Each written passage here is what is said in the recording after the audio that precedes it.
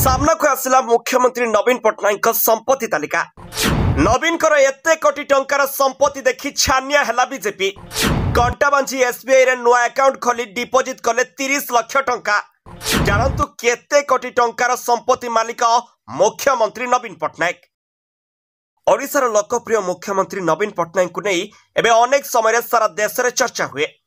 अति शीघ्र से भारतर सर्वाधिक समय शासन करथिबा मुख्यमंत्री भाव में रेकर्ड करने जाउछंती। सारा जीवन अविवाहित रहितबा नवीन पट्टनायक जने लेखक हिसाब रे आगरो अंतर्जातीय स्तर रे ना करथिले।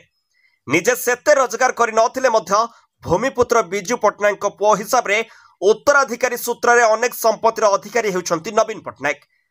तेबे सूचना अनुसार मुख्यमंत्री नवीन पट्टनायक 71 कोटी टंकार मालिक अटंती। निर्वाचन सत्यपाठर यही सत्य सामना को आसी। तेबे नवीन को पाखरे 30,000 टंकार कैश थिबा बेले 14 कोटी टंकार अस्थावर संपत्ति रही। ता भितर विभिन्न बैंक रे डिपोजिट और फिक्स्ड डिपोजिट आकार रही जना पड़ी। तेबे नवीन पट्टनायक संपत्ति को नहीं ओडिशा रे चर्चा सृष्टि होइछि। निर्वाचन आगरु मास्टर स्ट्रोक खेलिचंती नवीन बाबू। मुख्यमंत्री कंटाबांझी एसबीआई रे नुआ अकाउंट खोली 30 लाख टंकार डिपोजिट रखिछंती।